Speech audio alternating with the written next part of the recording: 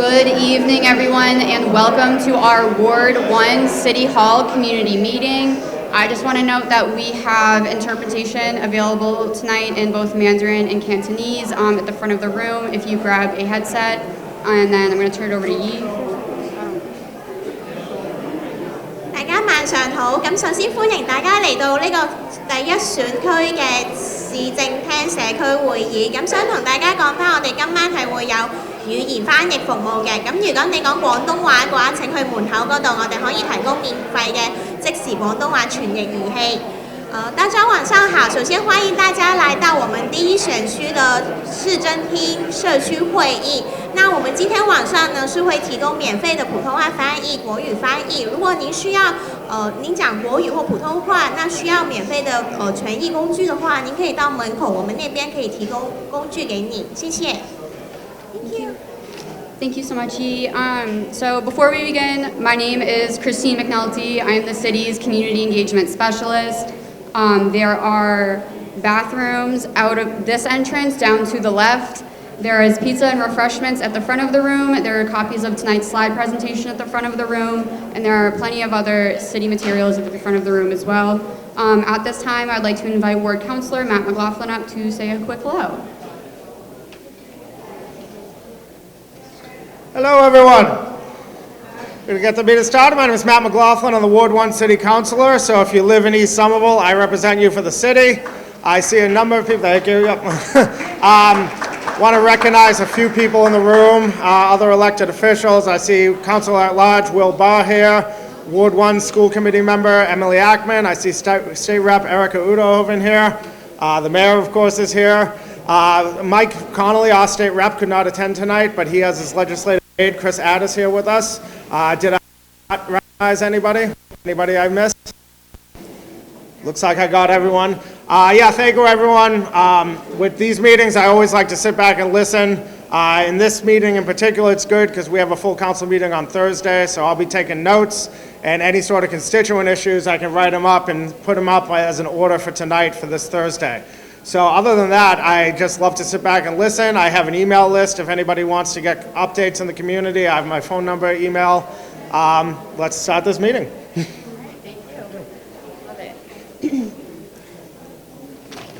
Thank you so much, Councilor. Before we get into the presentation, I just would like to go over the meeting format. After each presentation, we'll take 2 initial questions, except for me, I am not taking questions.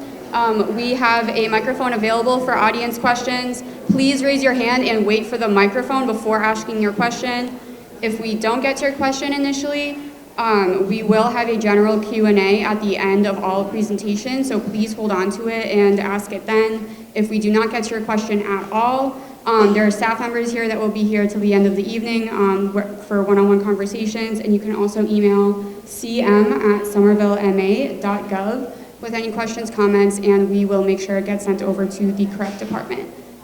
Tonight's meeting is being recorded. Meeting recordings will be available online at the conclusion of our meeting series and will be posted on the City TV Government YouTube channel. With that, I have a few quick city updates before we dive into the main presentations. So a reminder that the presidential election is on Tuesday, November 5th. On this slide, you'll see key dates like the voter registration deadline and early voting dates. All election information can be found at somervillema.gov/elections. Somerville's second participatory budgeting process has begun. It began on September 20th and it will be running through November 20th.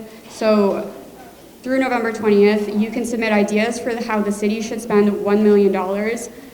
You can do this by visiting somervillema.gov/pb. Somerville residents ages 16 and older are invited to apply for the Climate Ambassador Program.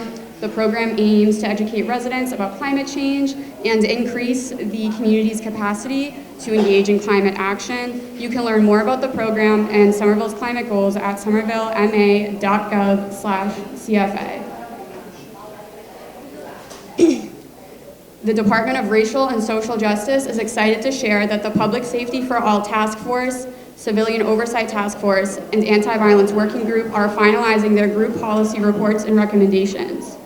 RSJ anticipates sharing the findings and recommendations publicly before the end of 2024. And on this next slide, you can see ways in which you can get involved and stay in touch with RSJ. So the Community Preservation Act is a Massachusetts state law that allows cities and towns to create a fund to support improvements in open space and recreation, affordable housing, and historic preservation, funded by a property tax surcharge. Somerville adopted the Community Preservation Act by a vote in the general election in November 2012. This fall, the Community Preservation Act is back on the ballot. Question 6 asks whether to increase the surcharge to the maximum of 3%. It is currently at 1.5%. So since 2014, $24 million in local revenue has been generated, and that has generated $7 million in state matching funds. Investing $35 million of CPA funds has leveraged $315 million in funding from other sources. The CPA program currently generates about $3 million per year with a 1.5% surcharge. With the surcharge increase, this may go up to $6 million per year. Yes, on the second half of this slide, you can see the increases. Oh, can you go to the next one? Sorry. Sure, so on the second half of this slide, you can see where the increases would be for owner-occupied condos, single-family homes. Please note that there are exemptions to this ballot question, or excuse me, to this tax for seniors and low-income households, I believe. If you have any questions, please ask Alan Anasi, where he is. He is right over there. If you have any questions about the Community Preservation Act or question 6 on the ballot, please ask him. At home, community members can combat flooding in their neighborhood through our Adopt a Drain program. When you adopt a drain or drains, you commit to caring for a local storm drain of your choice by checking on it and performing light maintenance as needed before and after heavy rain, wind, or snow. As a bonus, you can also give it a name. So if you look at this slide, you can see some of our favorites. If you are feeling particularly inspired or creative, you can adopt a drain by visiting somerville.mysticdrains.org. I would like to note some upcoming events happening in Somerville. We have the Summer Streets Monster Mash happening on Sunday, October 20th, and we have Truck or Treat on Thursday, October 24th. To see more upcoming events, please visit somervillema.gov/calendar. And finally, you can stay up to date with all things City of Somerville by subscribing to our weekly newsletter. You can do this by using the QR code on the slide or by visiting somervillema.gov/subscribe. On this webpage, you will find a list of other departments that have their own newsletters. We welcome and encourage you to sign up to any and all that might interest you. So we have now concluded the quick update portion, and I would like to welcome Mayor Valentine to the podium.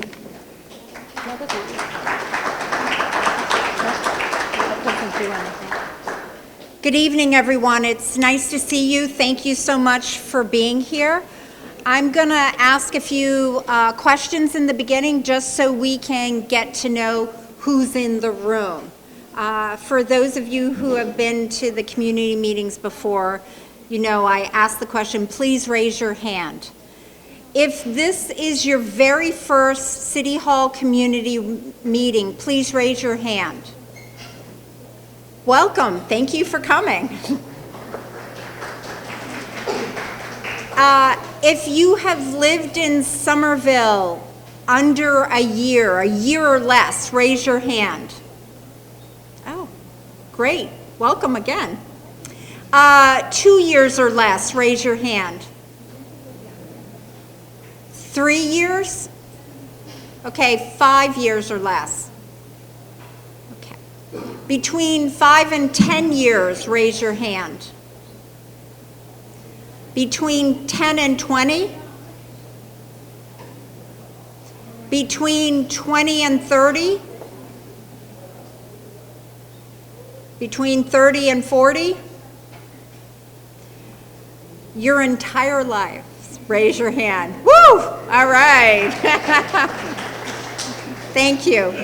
If you are a parent of a child in the Somerville Public Schools, please raise your hand. If you're a parent of a child who's graduated the Somerville Public Schools, raise your hand. Okay. If you're a grandparent who has grandchildren in the Somerville Public Schools, please raise your hand. Okay, great. If you use the Green Line, the new Green Line extension, please raise your hand. Okay. If you use the community path, either in recreation, if you recreate on it, in recreation, okay. If you use it for work, raise your hand. Okay, great. If you have a pet, raise your hand. Okay, great. Well, thank you, and thank you for sharing that with us.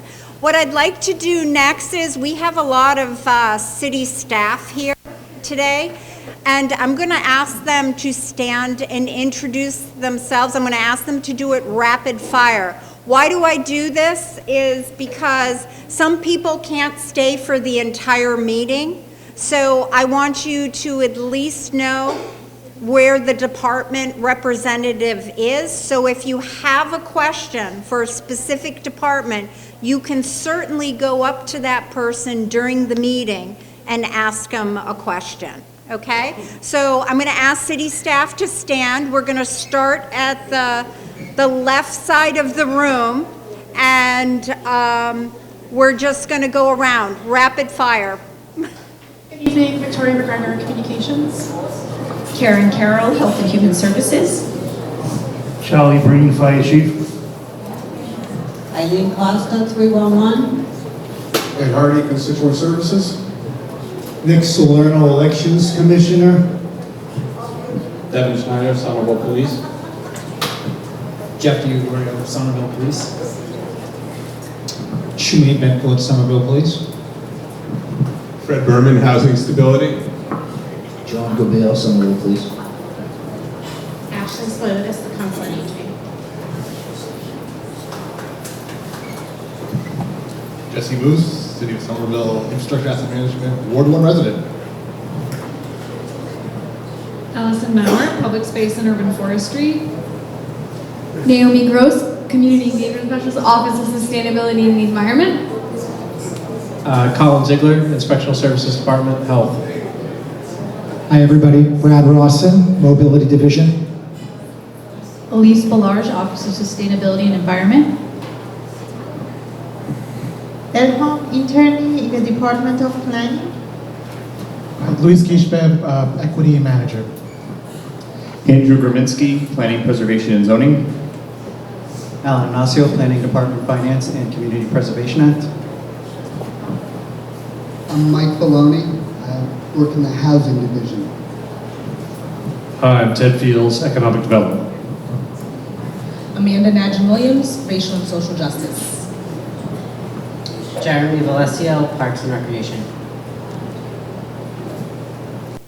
Okay. Wonderful, thank you, staff. So tonight I'm going to focus on some of the most fundamentally important work that the city does for the community, not just to meet our basic needs, but to achieve our most aspirational goals. That's investing in, updating, and maintaining our infrastructure. Infrastructure is all the facilities and physical systems that serve our city. At the city level, that means everything from roads, buildings, and sidewalks to utilities like water and sewer, to public parks and playgrounds, to smaller items like manhole covers and street lights. But despite how vitally important infrastructure is, our nation has been neglecting it. Since it's been rated by the American Society of Engineers since 1998, our nation has been given a grade of a D or a D+. And Somerville is no different. We've been under-investigating in infrastructure for decades. So I've made it a priority to accelerate this work. But infrastructure is costly and it's very time consuming. So our community has had to find new ways to move forward. We've done this in a number of ways. We've planned ahead to build up revenue streams and completed years of visioning and planning. We've been smart to bring in community-driven development that creates new tax revenue to fund our needs. We've also improved our bond rating. Strong fiscal management is the central focus of my administration that goes hand in hand with making infrastructure projects possible. And last year, we earned AAA bond rating for the first time ever. That saves us money because it lowers our interest rate when we go out to borrow. And to be clear, we do have to borrow for larger projects, like the high school, which costs around $280 million. And we've had to staff up. For example, in the past 7 years, we've had to increase our infrastructure and asset management staff from 8 to 35. To our community's credit, via these measures, we've been able to, start righting the ship. But it's going to take time, determination, and honestly, more of those traffic detours. And I know we all love them, to just keep on moving forward. When I say we've had to refocus on our infrastructure, this is what it includes. 109 miles of municipal roadways, 167 miles of sidewalks, 181 miles of sewer and stormwater pipes, 125 miles of manhole covers, of water mains, and 4,802 manhole covers. 1.6 million square feet of buildings, 15,600 service water connections. I won't read the whole slide, there's more, but this generally gives you a picture. And a key thing about all the infrastructure is that most of these major items were built in the 1800s and the early 1900s. That includes a network of roads, many of our buildings, and especially our sewers, many of which are still more than 100 years old. Schools, however, are the exception. All but 2 of our schools were built or replaced since the mid-1990s or later. 2 older schools are the ones we're planning around now, the Winter Hill and the Brown. The Winter Hill School was built in 1974 using now disapproved construction methods that are failing in many buildings worldwide. And the Brown, our oldest school, was built in 1900 when men were still wearing top hats. But even our newer school buildings require maintenance, modernization, and upgrades. For this reason, I've ordered a full evaluation of all our schools as soon as I took office. That became known as the K-8 Master Plan, which is guiding our work to address Winter Hill, Brown, and system-wide school building needs. But we are focused on more than just fixing things that have been neglected for many years. Rather, our needs, demands, and goals have fundamentally shifted in recent years and decades, and our aspirations have grown. Striving to do more means every project is more complex and takes more time. We don't just pave roads, we transform them from being just for cars to being safe for vehicles, buses, bikes, car shares, and walkers and rollers of all ages. We don't just rebuild streetscapes and buildings, we squeeze in more green and open space with them. We don't just replace failed water mains, we build to reduce flooding and sewer backups into our homes and businesses. We build schools now to meet more complex modern curriculum needs. And wherever we can, we are advancing our climate action goals by also greening up our projects with energy efficiency, fossil fuel reductions, and more. In short, we find ourselves facing the challenges of reshaping 20th and 19th century infrastructure to meet our 21st century goals. Somerville is always up for taking on the toughest challenges, so we are pushing hard to meet our infrastructure needs and our infrastructure goals. I'll start with our schools. It is our responsibility to ensure students have the schools and resources they need to learn and thrive. Again, our most significant school project right now is Winter Hill. We've been accepted into the MSBA state funding program. MSBA stands for Massachusetts State Building Authority program for the Winter Hill and possibly the Brown needs as well. That's if community support includes the Brown. Everyone interested is invited to participate in the community process around that, and that actually started today. Before I was at this meeting, we had a kickoff for that meeting at the high school. And please make sure, if you're interested, to please participate in that. We also need state support to both afford this and to ensure we have room left for other needs like roads and public spaces.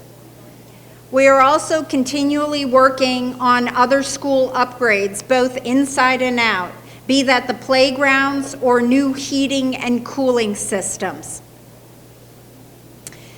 We are also continually assessing pavement conditions and repaving our roadways to restore them after the harsh winters. We know how awful it is for you to drive over the potholes that throw your car suspension, out of whack. So in addition to the pothole filling, our paving program targets streets in most need of repair. The map here is also online, as it is an interactive map. It shows what we've paved recently and what's coming up. Purple are streets under contract right now for completion next year. Blue are planned for the next coming 5 years. And we also want everyone of every ability to be able to navigate our sidewalks. So in addition to spot sidewalk repairs, we work to systematically as well upgrade full sidewalks for accessibility and safety. When we can, we roll sidewalk into street projects, which brings those all-important costs savings for us. We just completed phase 1 of the repaving of Highland Ave. I know it seems like it took forever. That was partly due because of the pandemic disruptions. It's also because we upgraded the sewer and other underground utilities before putting down the interim paving. Soon we'll start to design process for the full redesign with the community's priorities at the forefront. We've got more projects underway for Elm and Beacon, Broadway, Western Pearl Street, Washington Street, and more. And we also most recently completed projects on Eastern Pearl Street, Powderhouse Boulevard, Holland Street, and more. In all of them, we've been working to meet multiple community goals and needs. In our Public Safety for All survey, the #1 safety concern raised over and over and over again was traffic safety. We heard you then, and we hear you, and we heard you before. So my administration has greatly increased the pace of traffic calming installations like speed humps and raised crosswalks as part of our infrastructure work. Brad is also here this evening, so I'll let him speak in more detail about that. We are also continuing to work to maintain and improve our 80 parks, playgrounds, and fields. Projects can be large, like the reconstruction of Rivas Field, or small, like the recent expansion of Glen Park Community Garden. And again, in the spirit of getting out more out of every project, we don't just build above ground when we construct a green space. We add water retention features under every park where possible to reduce flooding, and it works. When I was a counselor, I used to get regularly these heart-wrenching emails and phone calls from people in the Union Square areas whose homes and businesses had flooded, even though I was not the ward counselor for that district. And after the water retention tanks holding 1.2 million gallons of water were installed under Lincoln Park, most of those calls have stopped. Our city buildings also need attention.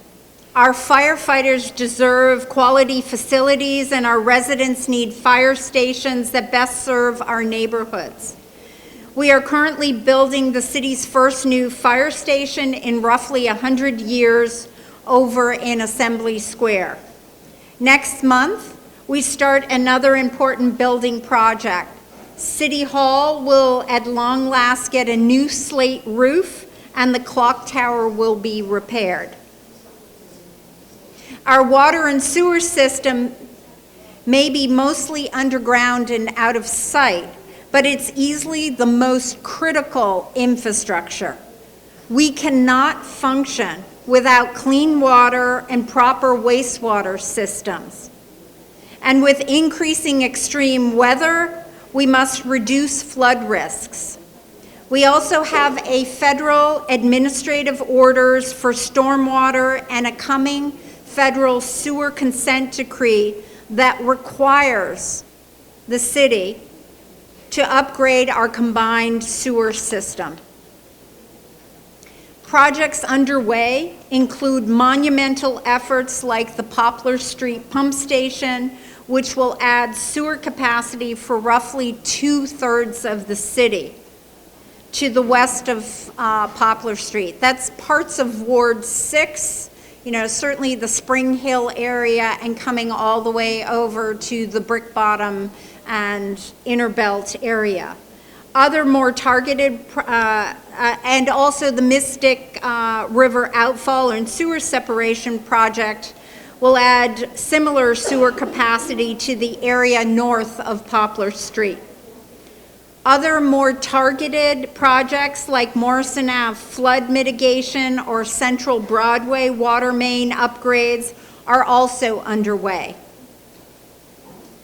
When you reduce these projects to just a few lines of text, it's really easy to just miss how big they are and the impact that they have. So I just wanted to take a moment and let us gaze on this particular slide and see the work that's underway at the Poplar Street Pump Station, which is again in the Brick Bottom neighborhood.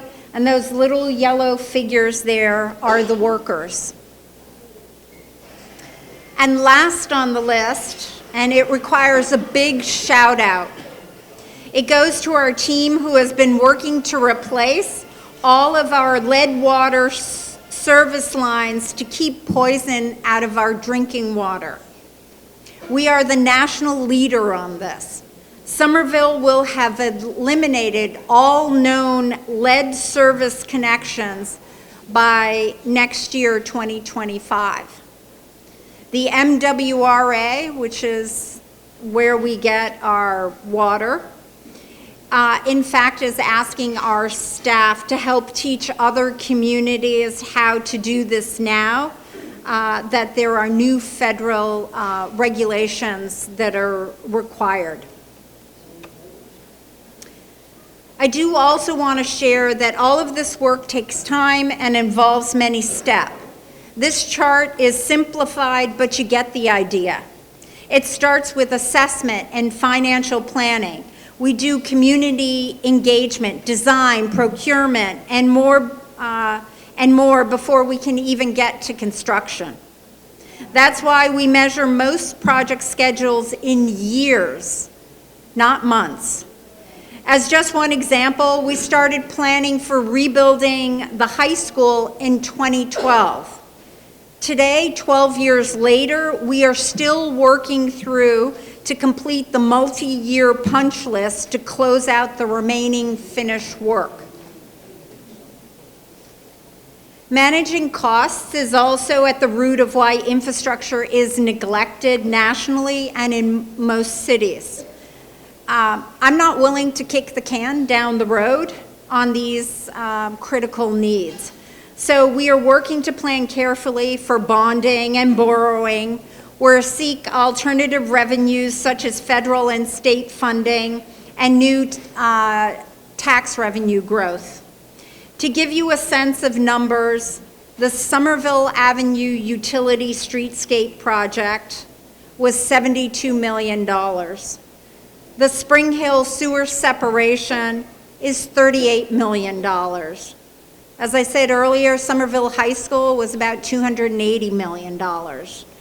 And the Poplar Street Pump Station in that slide we just looked at a moment ago cost us $113 million.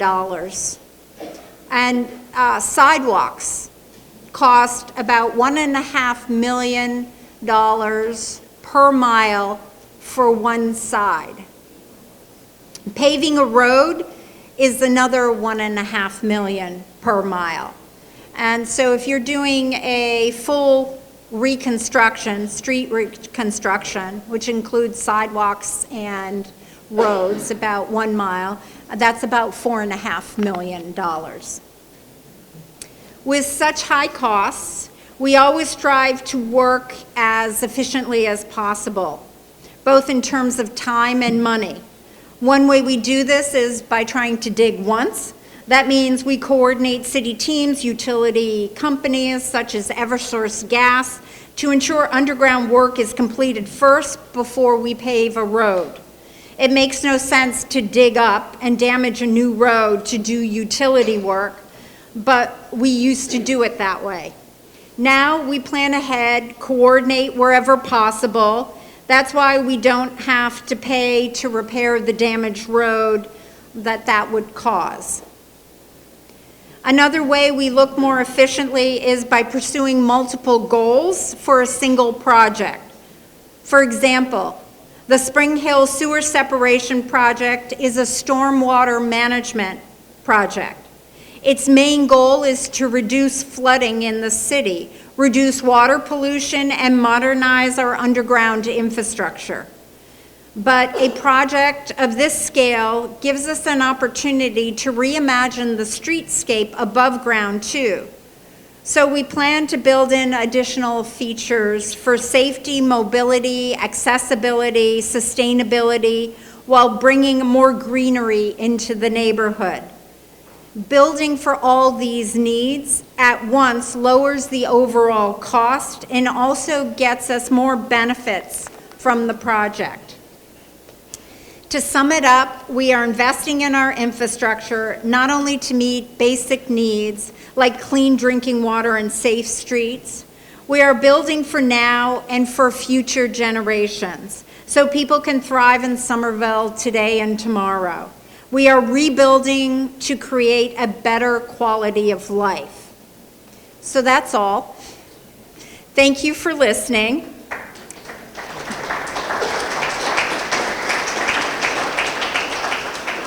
And as was said, I'm happy to take 2 questions now. And I'm here the whole evening, so I'll be available for the big general Q&A.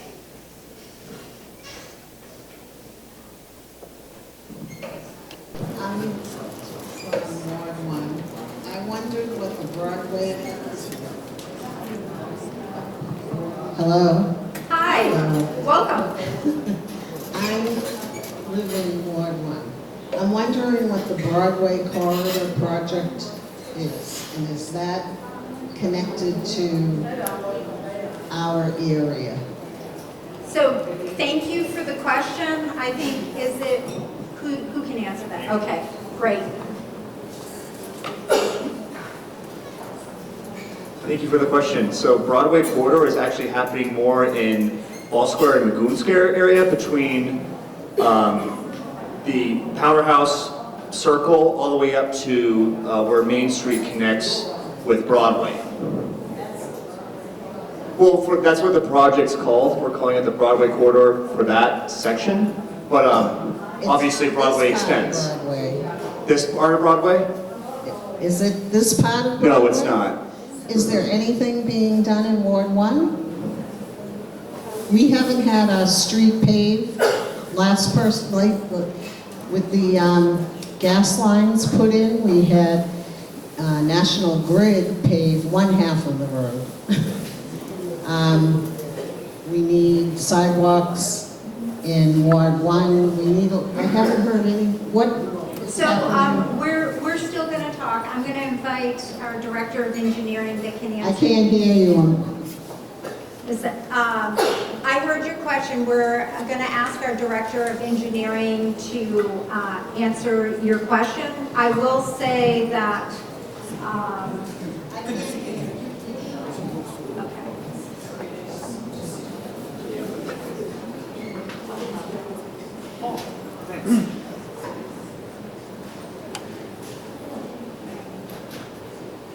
Good evening. I'm Brian Postlewaite, our Director of Engineering. Sure. If you can't hear me, raise your hand so I know to speak. Okay, I will speak as loud as I can.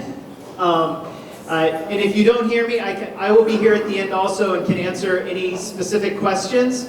I wanted to overview a handful of the work that we've been doing in East Somerville, in particular Ward 1. Okay, we will try this to see if it works better. Does that work better? Okay.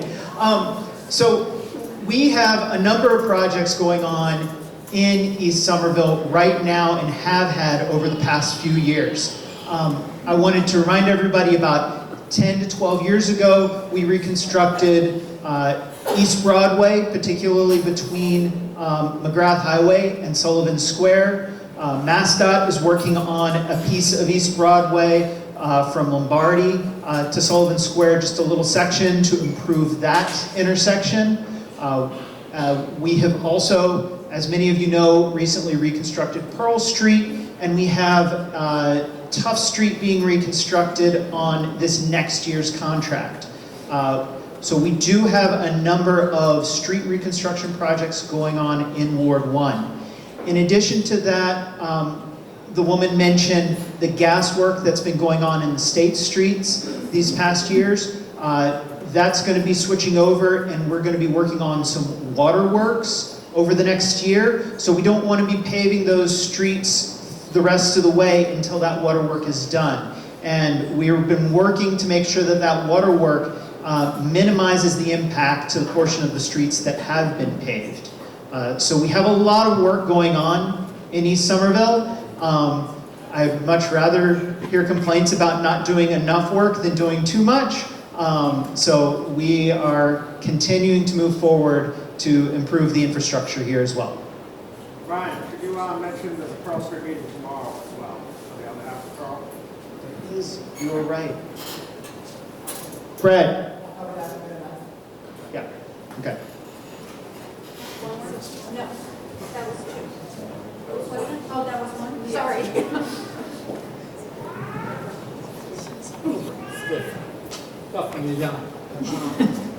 Jerry Larvatano, you answered one of the questions, so it looks like Tough Street's a go for this coming year, right? So that's great green power. And the other aspect is I'm wondering the state of Cobble Hill Center, because that'll be a great catalyst for the neighborhood, and basically would like more green power in that place too. So thank you. I wonder if we can see where that state is. So thank you. There is a lawsuit that the property owner filed against the city, so it is in litigation. I have no more to share on that. When we do, happy to update the community immediately. Thank you. Thank you.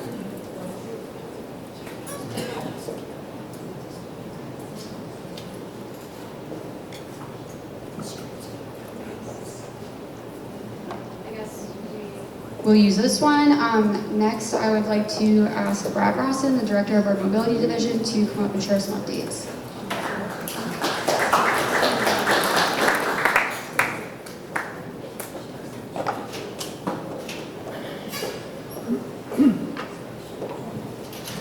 Good evening, everybody.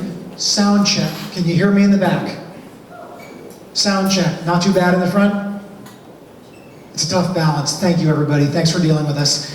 My name is Brad Rawson. Like you, I'm a Somerville resident. Like some of you, I'm a parent in our great public schools, and I've had the privilege of serving our city in a few different roles for 17 years. So I've been coming to community meetings like this, meeting folks, talking about the issues that are important to you for almost 2 decades. I love this work. I love this community. My kid's down the street playing soccer right now. In my current role, I serve as Director of Mobility in the Mayor's Office of Strategic Planning and Community Development.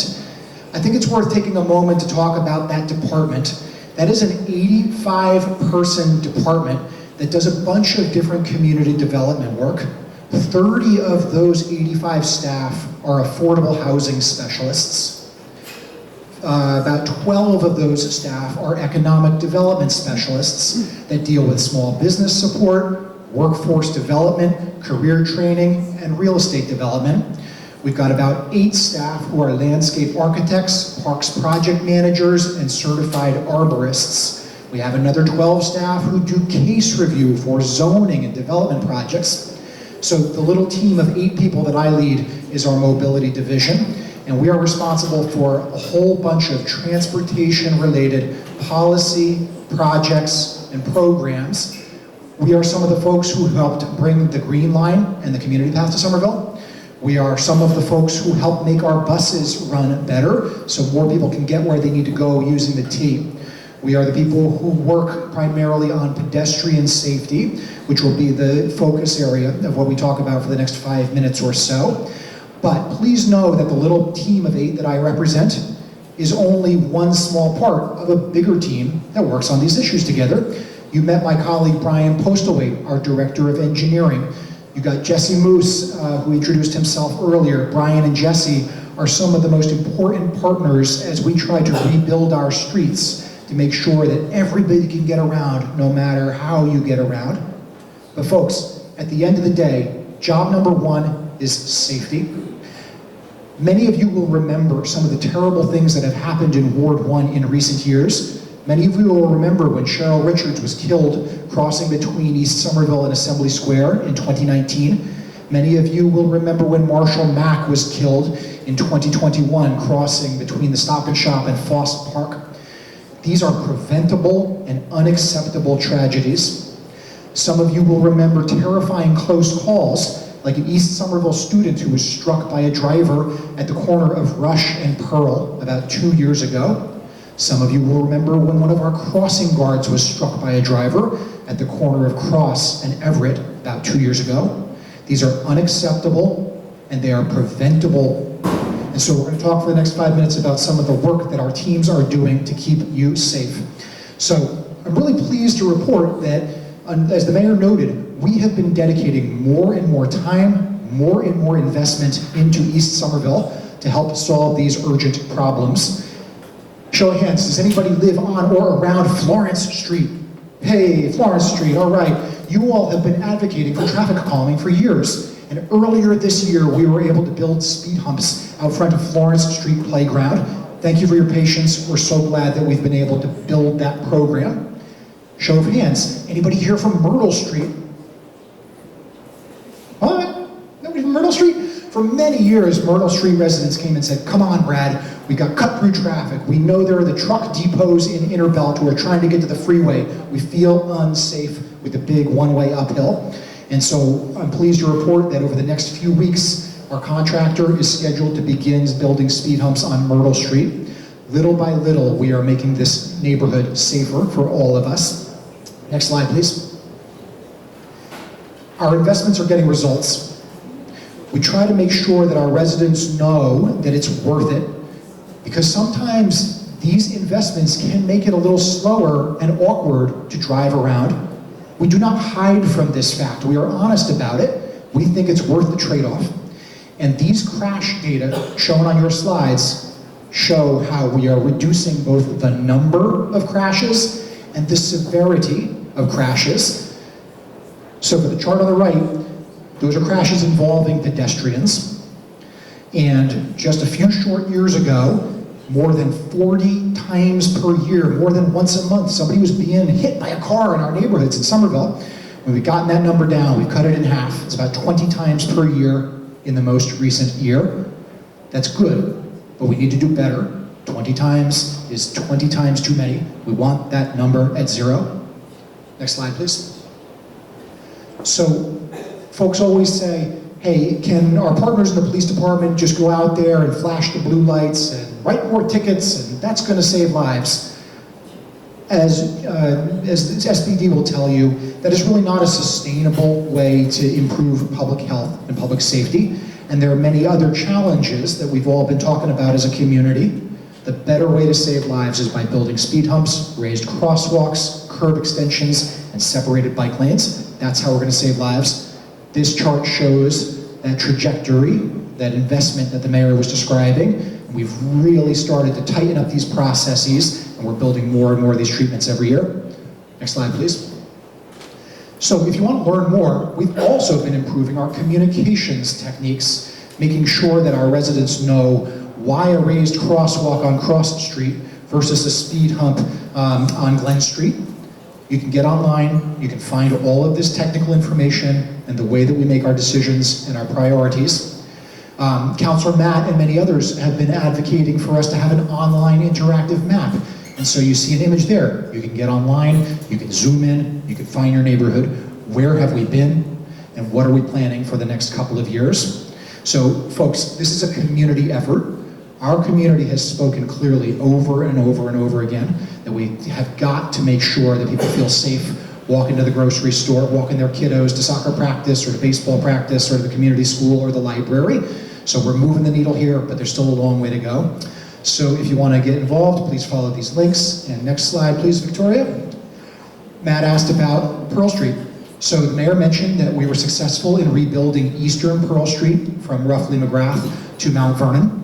Great news. Now we are going to be rebuilding Pearl Street from McGrath over to Medford Street and the high school in Gilman Square.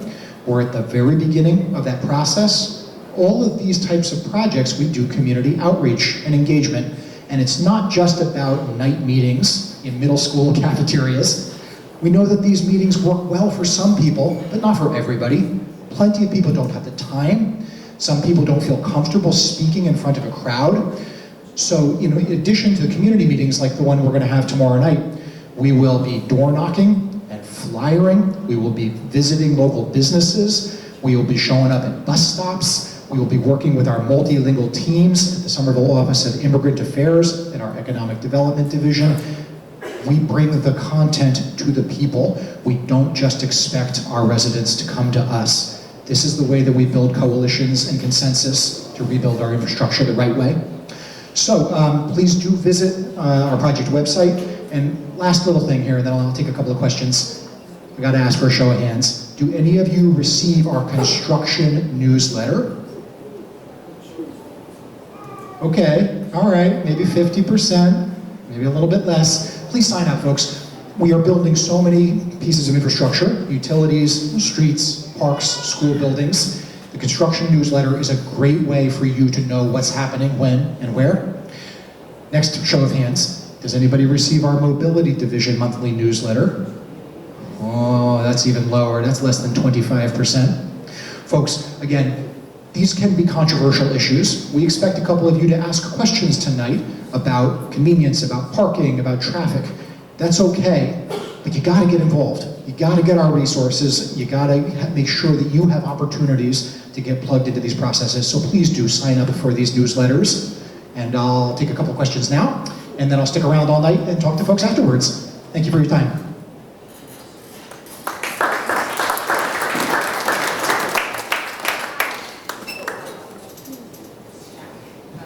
I'll just shout. I can talk loud. I have a kid. I'm wondering about what's going on with bettering, for lack of a better word, the crosswalk on Washington Street by the T-stop, because it is seriously dangerous and scary, especially at night. There's no lighting. I know there's one little dinky blinking sign, but as a driver, it's scary because you can't see people, and as a pedestrian, it's scary. It's just bad. Thank you for your question. I'm just going to repeat it, right, because we got the television cameras and everybody. So the question was about crosswalk safety, Washington Street at Tufts and Knowlton, getting over to the Green Line and to the community path. So good news. MBTA is scheduled to mobilize a contractor to build out curb extensions and crosswalk enhancements. This month they will start construction, and with good weather and good contractor performance, they will finish that work this construction season. We've been working towards this for years. This should have been part of the Green Line extension long ago. The city advocated for it. The T kind of deleted that, and then they used a different contract, but help is on the way.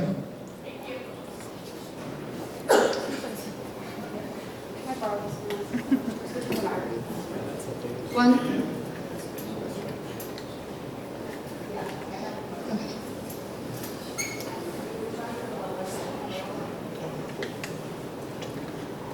Hi, sorry.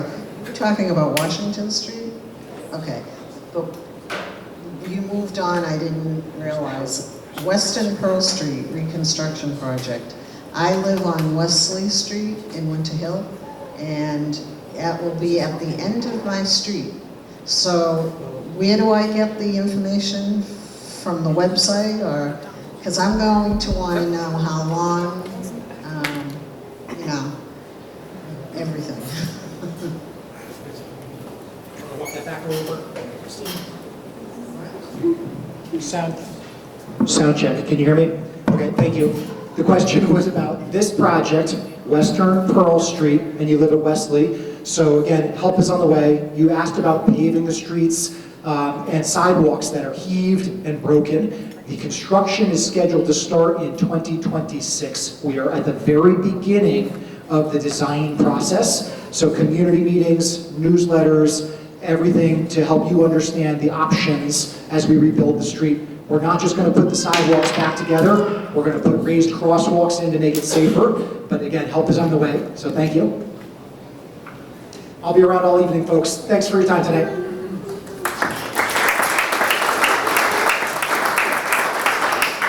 Thank you so much, Rod, and thank you all for being patient with our microphone situation.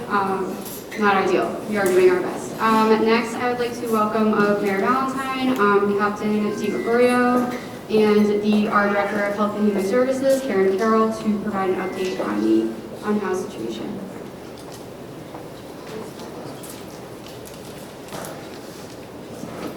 So, thank you very, do you want me to use?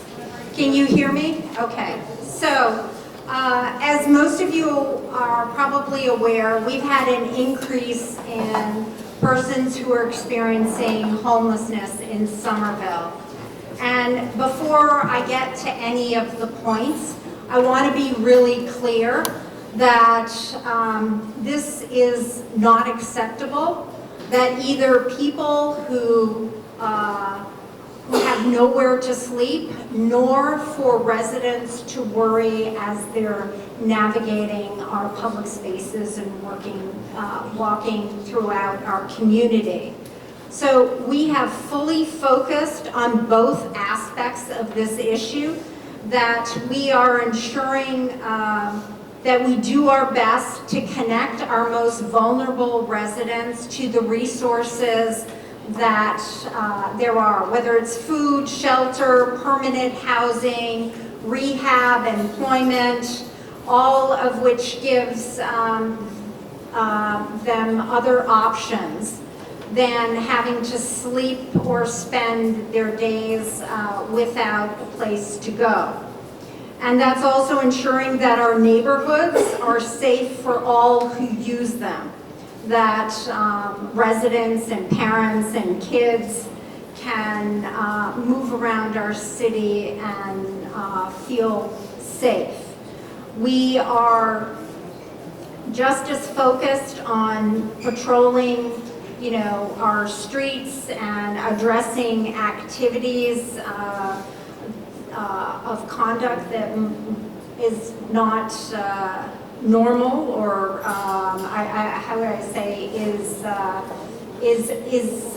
potentially threatening to people. So we're conducting outreach so that these residents have better options. So what have we done so far? We have an interdisciplinary team to address all needs. If it is trash pickup or police support or harm reduction efforts or health outreach and more. We've also added staff. We have hired recently 3 community health workers and a health worker manager whose job is to connect people and residents throughout the city with resources that we have. We're also close to finalizing a social worker who will be added staff to our libraries. We partner with our nonprofit provider, which is the Somerville Homeless Coalition, and for the last 3 years, we have opened the city's first ever temporary overnight warming shelter. So in 2022, we did it for a few nights. It was in the West Somerville Library. Last year, we did it for almost 3 months in the Armory, and this year we're trying to do it for 4 months. These are in the winter months, the coldest months, at the Cummings School off of Highland Avenue. We've also supported our community partner, the Somerville Homeless Coalition, by helping them fund to open a daytime engagement center, so people who are experiencing homelessness have a place to go. For now, I just want to be clear that we have a rising homelessness issue nationwide, statewide, and in Somerville. Massachusetts is a declared state of emergency because our emergency shelters are full. So since day one in my administration, we've been working to grow those resources for the unhoused on multiple fronts. The goal was to drive down the blue line that is on the graph here that shows the number of unhoused residents we identify in our annual count. Every year we do a count. But the broader circumstances of our society have taken those efforts, and instead we are seeing a rise. We are working with complete and full focus to address the new challenge with all our residents in mind, and that includes both those who are unhoused and anyone else who lives here. With that, I am going to first hand over the mic to our Director of Health and Human Services, and then to our Deputy. Thank you.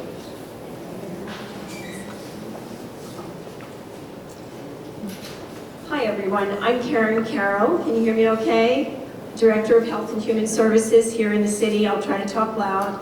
Thank you for having me here tonight, and I'll be here as well to answer questions at the end if there are additional questions. Thank you to the mayor, who just really covered a lot of the great work that we're doing, both within the Health and Human Services. But as Brad mentioned with mobility, we're the same in Health and Human Services. We rely on a team of our city partners, public safety, our Office of Housing Stability, and as the mayor mentioned, we have a fabulous weekly meeting in which we are working together as a team to try to really address issues in real time with our partners at the Somerville Homeless Coalition. Okay, so yeah, we talked about the public health intervention, bringing together data from a variety of sources. Some current initiatives are continued support to the Somerville Homeless Coalition as the experts in our weekly meeting. We partner with them, they tell us what they need, they help us understand the picture in real time of what's happening and how we can assist, how we can work together. The mayor mentioned the new Community Health Worker Division, which is part of Health and Human Services. We are excited that this division is brand new for our city, and we now have 3 community health workers who are out and about in various parts of the community offering a wide range of services. They have recently expanded to be able to offer mass health enrollment, and we have some wonderful stories of individuals experiencing homelessness who were able to get connected in the parks quickly onto a mass health plan and access life-saving medications, mental health treatment, and other critical health services. Our prevention services team is also busy. This is Han from our team offering Narcan training, distribution of Narcan, test strips, other resources, including backpacks with hemmed warmers, winter clothing, chargers, blankets, and in the summer there were hydration kits as well. I mentioned Mass Health. We are now certified to do that, and the continued partnership with the Homeless Coalition Engagement Center, which, as the mayor mentioned, is a day program Monday to Friday in Davis Square where we can offer folks a place to go and get connected to resources. We also support them with things from our department, such as veterans help if needed, vaccine clinics, and other resources they may need. Upcoming efforts, the colorful wheel on the side, you don't have to look at it, I won't go into it, but it's essentially a result of a survey that we conducted with persons who use drugs, which is not necessarily our unhoused community, but there is statistically an overlap there. And we surveyed them about how they would like those opiate settlement funds to be spent. So we have a plan, and we are in the process of spending those funds. Some of the things that we are also about to embark on is the Overnight Winter Warming Center, as the mayor said, for the 3rd year in a row. We've expanded the hours of operation as well as the duration based on feedback we got over the last 2 years. We have a new Sharps Disposal Kiosk pilot program, and we can roll that out to other parts of the city as needed. Fall vaccine clinics, the partnership with the Homeless Coalition, and I mentioned the community health workers are in the process of being trained to become SNAP counselors as well, so that they can do enrollment to SNAP, which is the food benefits for individuals. I think that is it. We have a community meeting tomorrow night on 7 Hills in Davis Square area, public safety and homelessness. Wednesday, October 9th at the Somerville Community Baptist Church, 6:30 to 8:30. So those interested or have questions or concerns about this particular topic can feel free to join us then. So I'm going to hand it over to my colleague from the police department. Thank you very much. Jeff DiGregorio, Captain of the Somerville Police. Can everybody hear me? Yeah. Okay. Is that right? Well, that is much better. Thank you. I think Karen pretty much covered a lot of it, including the weekly meetings we have with Health and Human Services. Those were initiated in response to safety concerns around the encampment underneath Route 93, and they still continue today, discussing issues with our unhoused individuals. Officers' reports involving mental health and/or drug use are flagged in our core unit, civilians actually, who actually go out with officers, and we conduct outreach, so these people aren't lost. We know who they are, and we try to go out and help them, get them the help and into recovery if we can. We also partner closely with the Somerville Homeless Coalition in identifying individuals in need of services.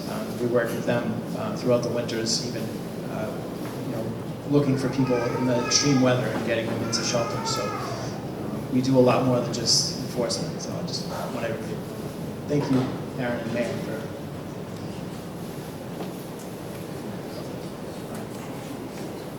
Oh, yes.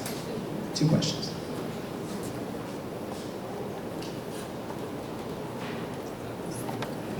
Any questions? You can do 2 questions now. Totally fine if not. Okay. Thank you so much.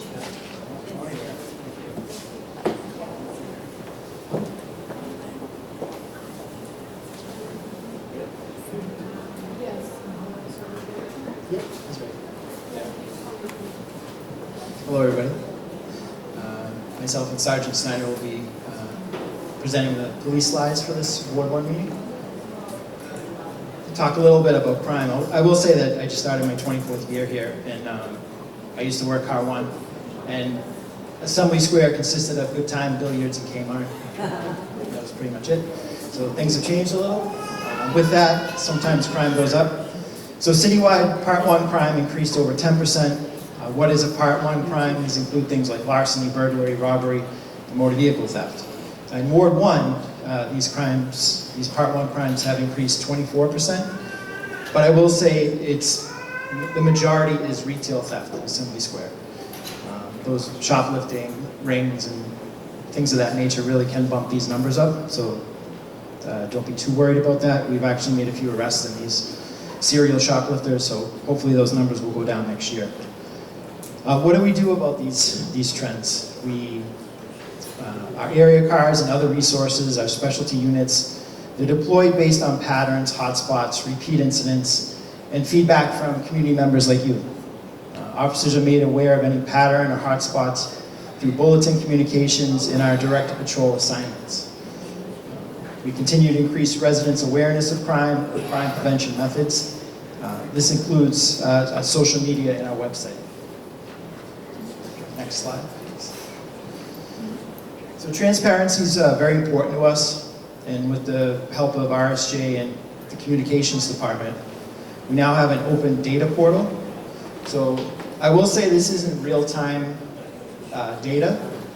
So the data is not live. It's about a 30-day lag time, and that's due to investigatory needs and privacy. So all this information will be vetted.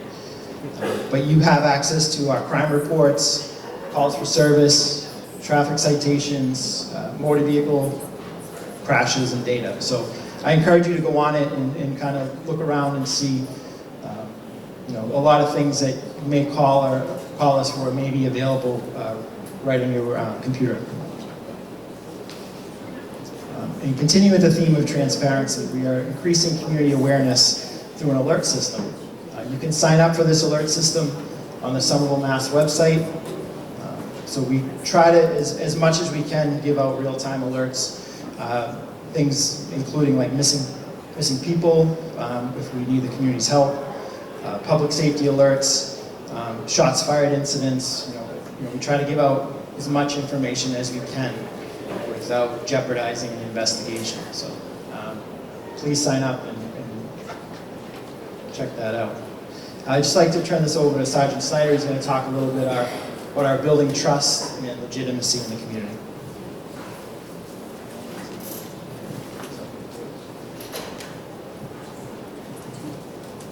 Good evening, everybody. My name's Devin Schneider. I'm a sergeant with the Somerville Police Department. Here to just talk a little bit about building trust and legitimacy. One of the Somerville Police Department's core missions and how we conduct ourselves is involve the community in our policing. The police are the community and the community are the police. So an effort to be transparent and collaborate with the community because we don't do anything by ourselves. We require on the community to help us solve crime and the problems of the community. In that effort, a few of the initiatives that we've done, we have the Community Affairs Unit, one of our Community Affairs unit members is in our audience right now, Sergeant John Gobiel in the blue shirt back there. This unit attends over 30 events every month. There are meetings like this. They're doing outreach with elder. They're doing programs with the youth. In August, we did a national night out. It was a big hit. It was put together by one of our own in collaboration with a lot of local partners, businesses, communities. They had a dunk tank. You could go show up and dunk some police officers in water. That was a really big hit. Another thing that they did was the Junior Police Academy. It was a week long, had 23 cadets, all youths from 5th to 8th grade. They got to come in, kind of see, remove the veil, so to speak, which is part of the process of being transparent. They had a dive team. The youth were able to do a mock car stop. There was a canine demonstration. They got to see how the operations work. They got to meet with the chief. They even had a drone come out. It was a really big success. And this gives a chance for youth to kind of see that police officers are humans too, ask questions, and the idea is hopefully they'll be inspired, maybe one day want to be a police officer themselves, or at least tell other people the kind of work that we actually get to do in the police department. And then another thing we do is these community meetings. You know, we're all these meetings trying to share information, let you know what we're doing, and peel back the veil, so to speak.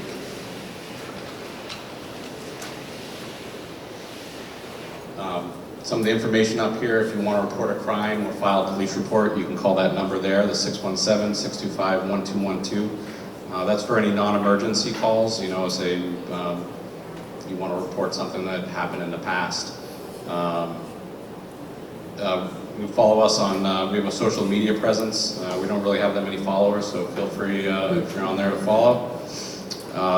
They've done some work with our website. It's new, shiny, and improved, somervillepd.com.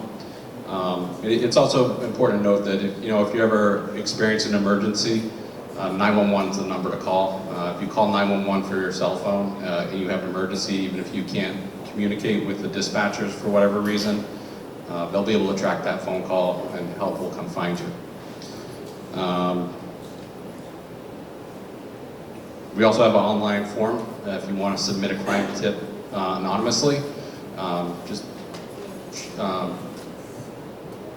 Understand that reporting a tip anonymously doesn't constitute a police report. So if you actually have a crime that occurred to you and you need to report for any reason, that you would have to file it with the police department. But these anonymous tips help us to kind of be aware of things that are happening. Say we have an investigation that's running in alignment to something and we get the tip on it, it just helps us a little bit to understand what's going on in our neighborhood. That's part of that collaboration aspect. Something I just found out is we actually have a Somerville PD app. You can download it on iPhone or Android devices. And then if you haven't heard, the Somerville Police Department is hiring. I've been on now since 2011. When I came on, there was about 700 other applicants in the process that I went through. Now we're lucky if we get about 30 applicants. It's really, the culture has really changed around it. There's not as many people who want to do this job for one reason or another, but one thing I'll say is that this is still one of the greatest jobs that you can get. I still love coming to work. I get to solve some of the most unique problems every day. I have a front row seat to the greatest play in the world. Every day I come in, there's something different. I get to solve people's problems. I get to help people in a meaningful and impactful way, and I get paid for it. So if you know somebody or you're interested in becoming a police officer, we offer very competitive wages compared to other towns or cities. We have full benefits. This is one of the few jobs you can actually get a pension now. We have full Group 4 retirement membership. It's challenging work. It's definitely challenging work, but what job isn't? And our department does invest heavily in education and training. We participate in some of the best training. Our department specifically sponsors some more of the advanced training that's considered some of the best training on mental health in the community. just for the whole Boston metro area with the core team. And we have benefits for having a degree as well. They incentivize that if you have all the way up to a master's degree. The requirement is that you have to be able to be post-certified. You have to be able to pass a physical fitness test and a psychological evaluation. If anybody you know is interested in becoming a police officer, the process is laid out through civil service. The address for civil service is on the slide and should be in the handouts.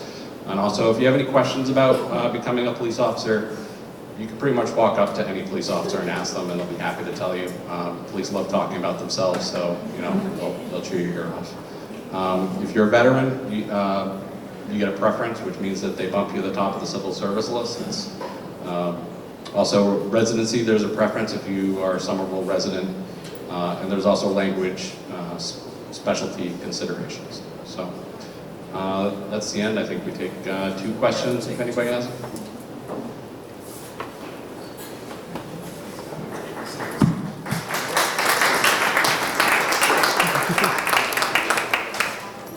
Hi, thank you. So I ride a bicycle every day, that's my wife. And one thing I see all over the city is people texting and driving on their phones and driving. And, I accept that riding a bike in the city is dangerous and I could get hurt. But what I don't accept is that I could get killed because somebody is replying to a text. So I'm just wondering what we can do about it. That's a great question. I see it every day, not as a police officer, just in my own frustration in a car, so I can imagine in a bicycle it's even more frightening, it's just not annoying. So we actually have grants where we go out and observe people on their phones, and we pull them over and we have given them citations. So there's actually money out there to fund the officer's time, overtime, to go out specifically targeting, we call it distracted driving. It's just not texting, it's on your phone, replying to an email, whatever you're doing on your phone. It's something we take very seriously, and I see it in my own personal life, in my own commute. But just let you know that we take it as serious as you do when we do address it. So, thank you.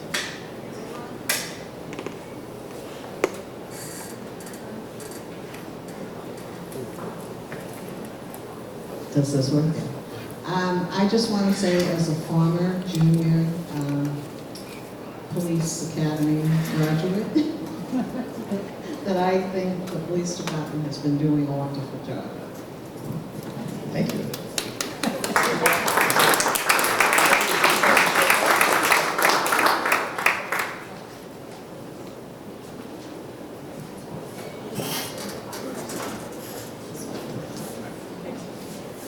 Thank you so much. Next, I'd like to welcome Allison Moore from our Public Space and Urban Forestry Division.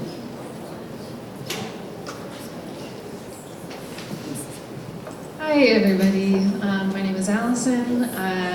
As you might be comforted to know, this is the last speaker of the night before we turn it over to questions. So bear with me.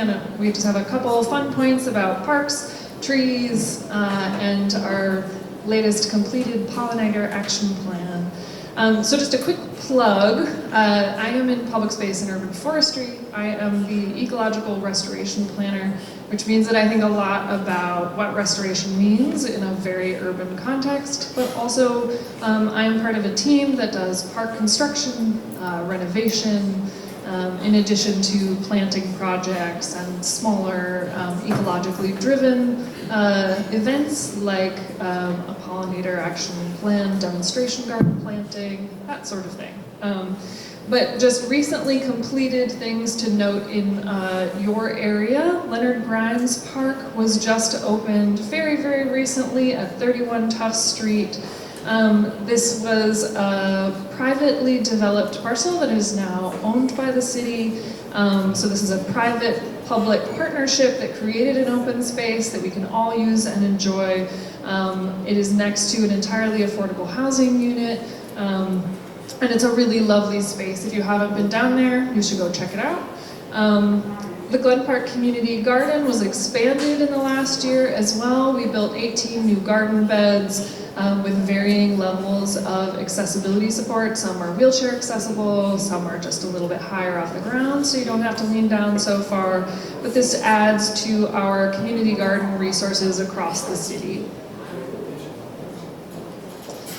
You will also soon find a temporary civic space open at 5 Middlesex Ave in Assembly Square, so that's something to keep an eye out for, something we get to enjoy in the very near future.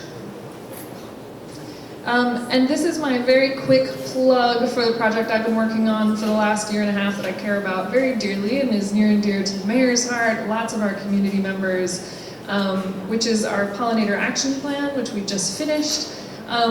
The plan is large, there's lots of information in there, from what you can plant in your own garden to maintenance recommendations to things the city can do at the policy level.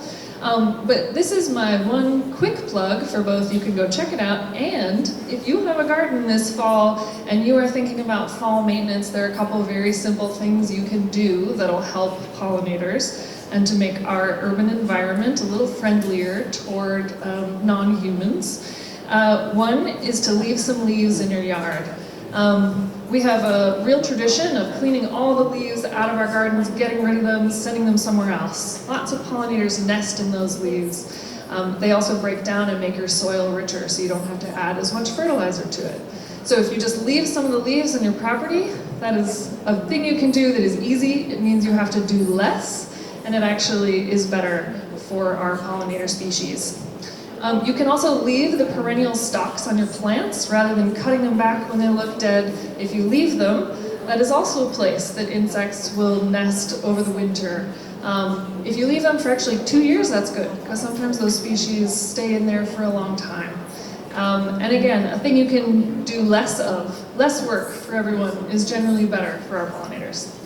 And if you're mulching, if you're putting mulch down on the ground, if you leave a little bit of bare ground, that's really good for species that like to dig into the ground and nest there over the winter. If you like to have a tidy garden with an edge that looks really nice, you can mulch along the edge and just leave a little bare spot in the middle, maybe behind some plants. Again, you could leave leaves in the middle of your garden bed rather than everywhere. Get them off your paths, clean it up, make it tidy however you like, but you can tuck them away, and that's really good for our pollinators. And if you're worried your neighbors are going to be thinking that you're messy, you can always add signage and let them know what you're doing. Let them know that you're doing it because it's good for our animal creatures, our pollinator neighbors. And if you want to learn more, check out our Summer Voice page to see what we've proposed in much more detail. And so public space and urban forestry, we do parks, we do ecological planning projects, and we also plant a lot of trees. In 2023, it was a really great year. We planted 750 trees. This included 360 on our streets, 34 in schoolyards, 90 trees on some of these open spaces that we've created with private partners. And then we also planted a microforest, which we call Miyawaki forest. It's a very particular kind of technique. And there were 266 trees planted in that one spot right behind Somerville City Hall, the high school. This is the central library right there. It's back on this little slope. You can go check it out. It's a cool spot. They've had 1 year of growing. They're going to grow really fast. So if you check it out every year, you'll see a lot of change, and it's just a pretty cool project that you can go see on your own time. And if you want to help care for that forest, you can look up our project page on our Summer Voice platform, where we keep so much information about city projects in general. And if you have questions, you can also just ask me today.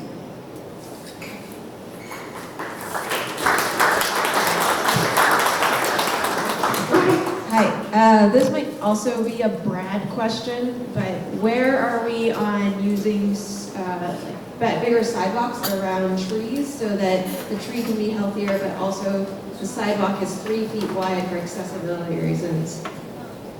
Yeah, that might be more of a Brad question. I will say it's a conversation we're having a lot internally. We're thinking about how we make it so that trees can thrive in our urban environment, because this is about as hard as it can be for a tree.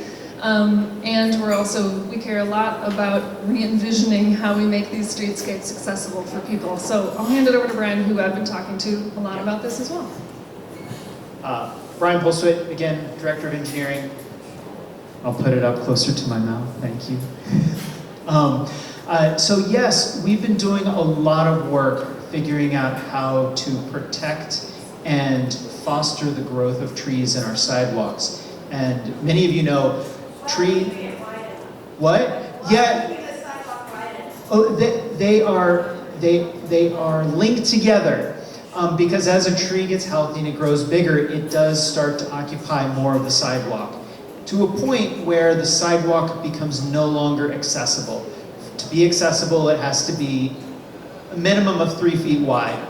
There are some other criteria.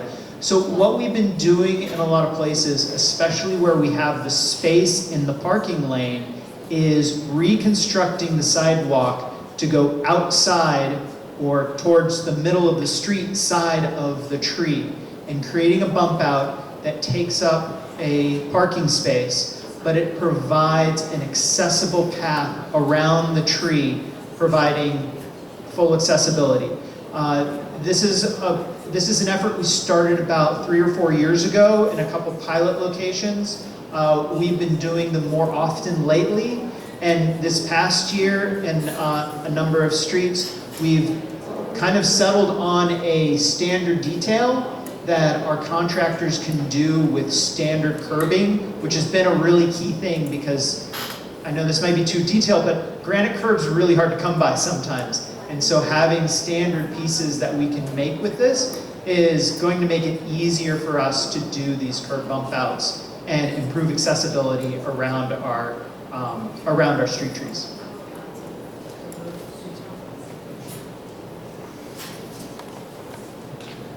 I also have a tree question. So 2 things. One is we've been having long droughts, as you know, and I'm wondering how the watering process is going for new trees which don't have the deep roots and may not have the water reservoirs that you all have been putting under new trees there. Also, some of the trees that were planted maybe a few years ago have this really hard-packed soil, which it just lets water run off of it. So I'm wondering what we can do. It's a great question. There are a couple of things that we do with new trees. So we have contracts with people who source and plant our trees. They're also required to water our trees for multiple years after they're planted. They are also on the hook if those trees die within a couple of years. We have a warranty on them and they replace them. So that's one way that we support our trees in those really key early years. In terms of the hard pack, I think that's an excellent question that I wish I could tell you the answer to. I'm not sure myself. I know when we do sidewalk reconstruction projects, there is attention to kind of renovating that area around the tree itself. We've been exploring strategies like, you might see this on Pearl Street, but that poured in place rubber that's adjacent to the tree so that when people are walking around the tree, it's not compacting soil, but it's still an accessible, just slightly more flexible surface.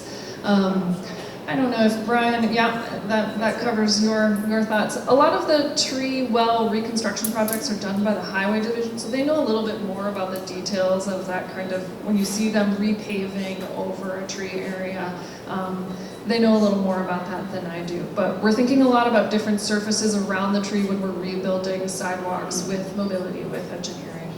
Yeah. Hi, Allison, how are you? I'm good, how are you? Nice to see you again, you're a breath of fresh air.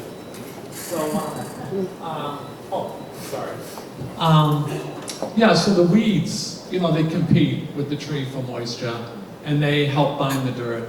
So what we can do with that, if it's helpful, like let's take a look at Pearl Street, part of it, no weeds, then you go down and there's a lot of, and this is no criticism, by the way, I just want to be constructive as much as possible. So I was talking to the head groundskeeper at Harvard, I won't wear you out, but it binds the dirt, and you can tell after a thunderstorm, if you go and pull the weeds out, one time I did that, and it was all dust under the tree.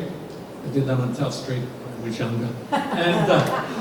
And, and I couldn't believe it. It was dust. So I went and talked to him about it and said, one terminology is hard and soft weeds. So basically, if we can do it, or, you know, I'm sure we're doing a great job, but, you know, when we're looking at those weeds, they're having a harder time than trees to get moisture. Thank you. Yeah, thanks for that plug. And that reminds me of one other thing I want to mention, which is that we have an Adopt a Tree program that is established by our Urban Forestry Committee. So if you happen to live in a neighborhood and a new tree, a young tree appears in front of your house or on your street, you may see a little sign that says Adopt a Tree. That is our effort to try to involve community members in helping to take care of our young trees. Maybe that means doing a little bit of weeding around the tree well, keeping an eye on the soil there, but also if you're able to pull out a hose and water that young tree, they usually want more than our contractors are even able to do. We have over 14,000 trees in the city. You know, if we're planting 750 in a year, that's a lot of trees that need water. So by involving the community, we can do a lot better, both for our pollinators, for our trees, for all of the creatures here. So if you think about your own role in this too, I think we can all sort of support each other in getting these trees to succeed in a pretty tough environment. So, thank you.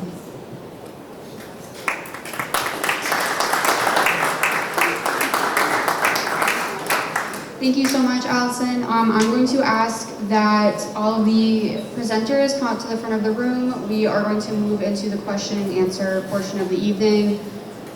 Staff, if you presented tonight, please make yourself available to answer any questions. As a reminder, in the audience, if you have a question, please raise your hand. I will bring the microphone over.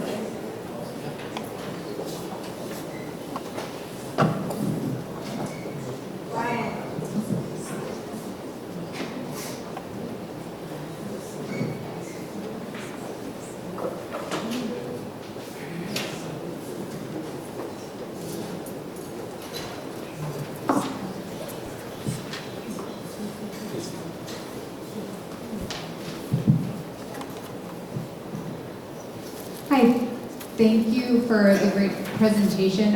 I was very surprised to not hear anything about rats. Rats continue to be a huge problem in East Somerville, and I would love to know what the city is doing as far as mitigation and prevention. You're here. Hi, everyone. Hello. Sorry. Can everyone hear me? Now you can. Hi. Hi, everyone. My name is Colin Ziegler, the Environmental Health Manager through ISD. I am not the formal rat czar anymore. Title would go to Alicia Brevet, but I'm happy to answer any questions about rats throughout the night. Just a brief overview. The city provides free pest control services for residents 3 units or less.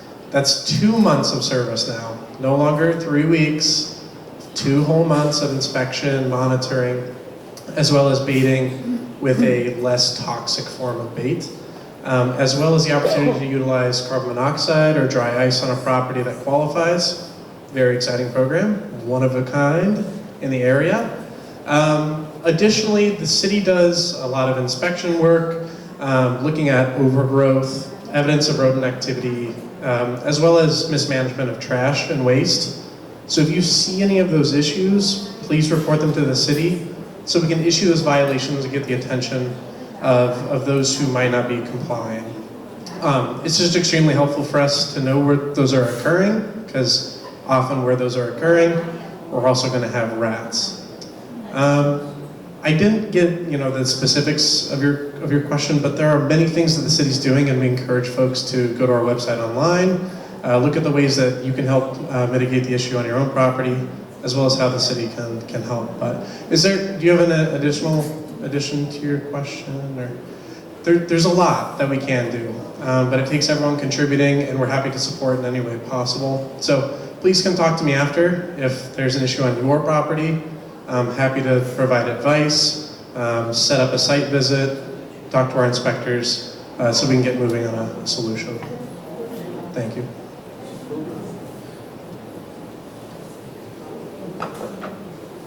We have Do we have other questions? Anyone?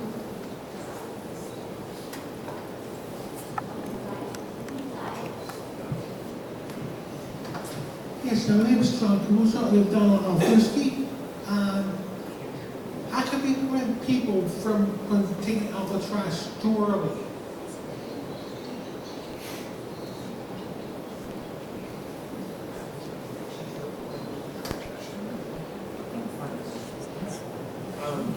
From a rodent control perspective, it would be better to...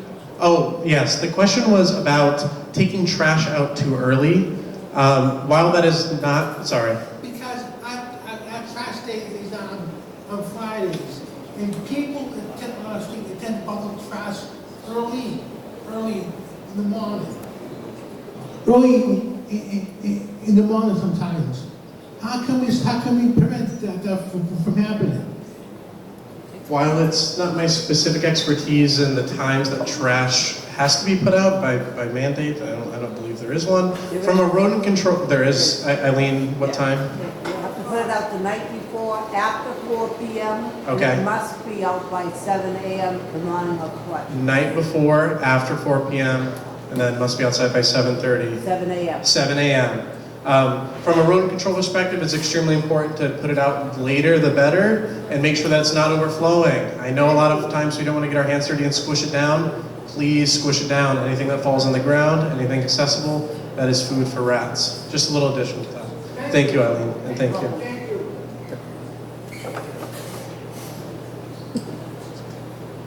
Do we have any other questions? Thank you. Recently, there's been another state, and I think we sent this to Brad and maybe the mayor, where some people have developed some technology to monitor stop sign violations. Is that something that we are considering? Brad's going to talk, but I actually want the SPD to talk.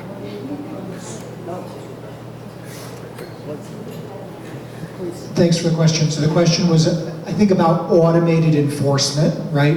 If we have motorists who are blowing red lights, who are blowing stop signs, who are failing to yield to pedestrians in crosswalks, other states are able to use cameras and other technology to actually issue citations by mail. And I will note, folks, that in those other states, that type of policy has been shown to reduce crashes and save lives. It is a best practice. It's an evidence-based approach. We are not able to do that yet in Massachusetts, right, Captain? So this is frustrating. Representative Eiderhoven, Erica is here. She and her colleagues, Chris is here for Rep. Connolly's office. Our state delegation has been pushing these issues on Beacon Hill. Statewide alliances of Safe Streets advocates have been pushing for action by the Massachusetts legislature every legislative session, and the bills always die at the very end of the process, despite the hard work from people like Chris and Mike, Erica, Senator Jalen, and others. This is very, very frustrating. Chris, I don't know if there's anything that you could say on the legislative side to help break this log jam, but right now we are denied the ability to use those tools, and it frustrates us a lot. So write to your delegation, write to your state senators and representatives, and then keep an eye on statewide politics. I'm afraid I don't have any better answers than that, John. In the meantime, Somerville is experimenting with automated enforcement for blocked bus stops and blocked crosswalks when motorists stop illegally and exit their vehicle. That can create really unsafe conditions, and that's a different state law, and we've actually figured out creative ways to do camera-based enforcement for those types of violations. So again, even when there are challenges, we try to be creative to get the best safety solutions out there. Thanks. Hey, question for Brad again. How you doing? Stand up here. You mentioned the eastern half of Broadway was done 10, 12 years ago. Obviously, the design of the streets has changed since then, right? It's quite wide, a lot wider than the newer projects y'all been doing. Any thought to quick build or ways to make it a little easier to cross the eastern half of Broadway, particularly around the library and all those areas? Yeah, thanks for the question. So the question was about East Broadway between McGrath and Mount Vernon, Lombardi. When we rebuilt that section back in 2012, 2014, it was really progressive for its time. We decided as a community to get rid of one travel lane and make those sidewalks twice as wide, or even 3 times as wide in some places. And it's really exciting for us to think about all the merchants who have been able to do outdoor dining because of those wide sidewalks. And yet there are sections where it's still really tough to cross the street. So the answer is yes, we do anticipate that there will be additional safety measures in the years ahead. Some of those could be like flashing signs, but some of them are going to be protected, separated bike facilities where the parking is retained because the street is so wide. You just push the parking 7 feet off of the curb so the bike rider can actually be tucked up against the curb safely, and then the parking is still there. One of the things that we have shown in places like Trump Field and Washington Street by the Argenzano School, when we do that, it actually improves pedestrian safety and reduces speeding. So you use the term like quick build. That is a short money, cheap way to improve safety without shovels hitting the ground and reconstruction. So again, the project is in the pipeline. Probably 2026 is more realistic than 2025. Thanks.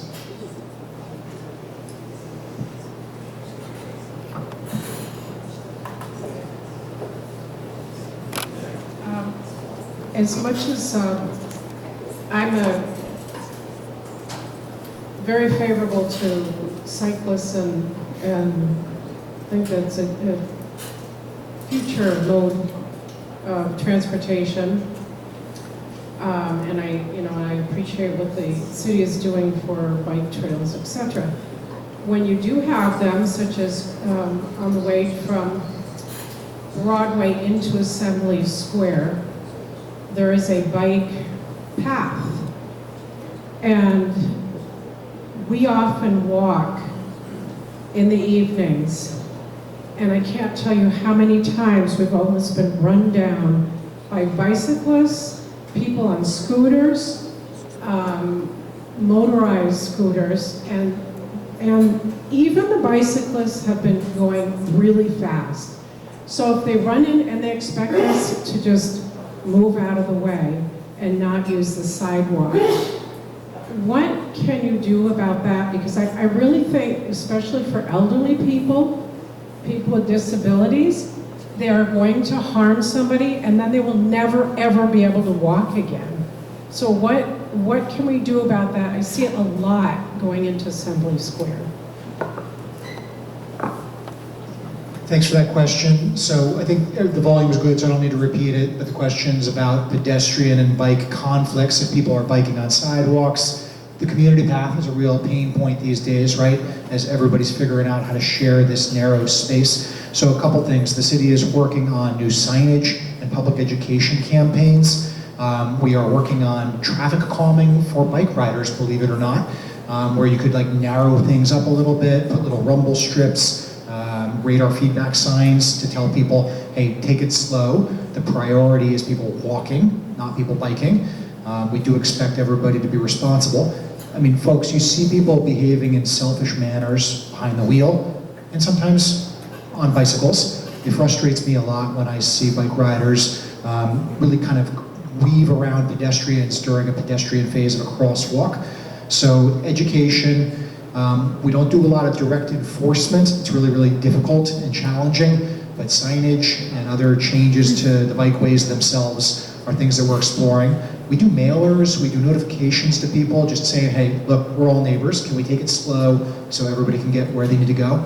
I do want you to know that Boston and Cambridge are struggling with this too, but so are Vancouver, British Columbia, and Chicago, Illinois, and DC. Every community is struggling with this. Part of it is the e-bike revolution and the e-scooter revolution. So Somerville's not alone, but we take this seriously. Captain, I don't know if there's anything you want to add to about bike patrols, officers on bikes, and education and enforcement? Sure. Bicycles that use the road have to obey the same laws that that everybody else does. So we just really push safety, and we do have grants and overtime out there to. Can you hear me now? Just to emphasize that everybody that uses the road has to obey laws. So we do have grants out there that emphasize not enforcement so much as education. We have gone out and stopped bicyclists and sometimes cited them, but mostly just educated them on, to be aware of pedestrians and traffic, just like we would with motorists. So it's just all about safety and education, and just, it's a very congested city. We all have to get along and get through it. So that's really our goal. Hey, speaking of the community path, two-part question. Whatever we can do to get the motorbikes off it would be great. That's really hazardous for people going 30 miles an hour when there's people walking or with strollers or wheelchairs or bikes or whatever. I do occasionally see police officers biking on the path, and I appreciate that, but it's very dangerous for 90% of the people on the path for motorcycles going down there. The other part for public safety on the community path, I don't understand what's going on with the lights. They're probably off right now.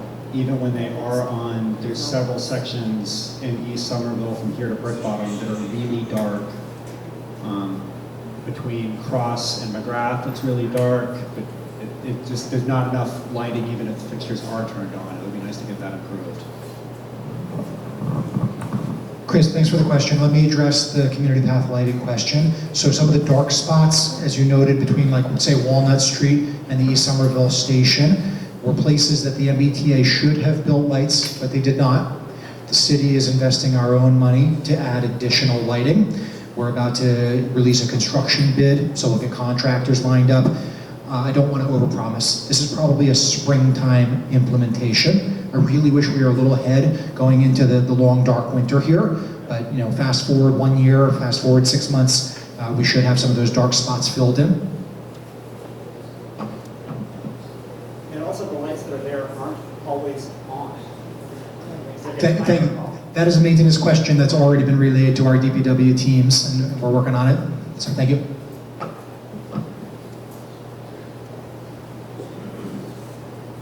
Going once, going twice. Does anybody right here?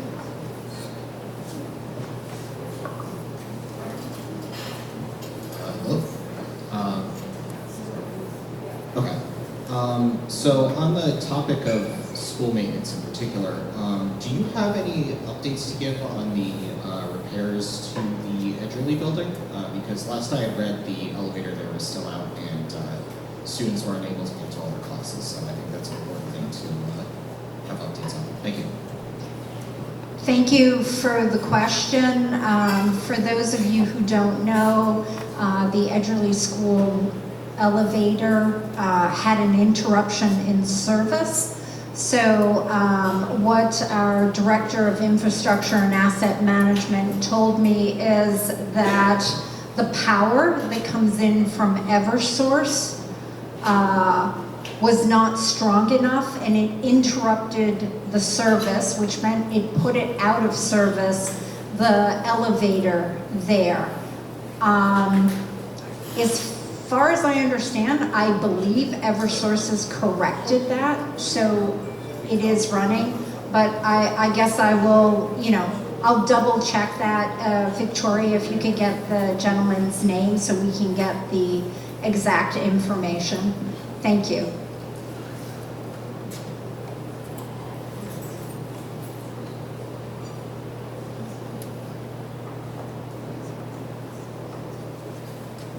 Do we have any more questions? No one? Okay, and we have concluded the Ward 1 City Hall Community Meeting. If you have additional comments that you did not get to subscribe to tonight, don't forget pm@somervillema.gov. There will be staff members here to take questions. Thank you all so much for coming.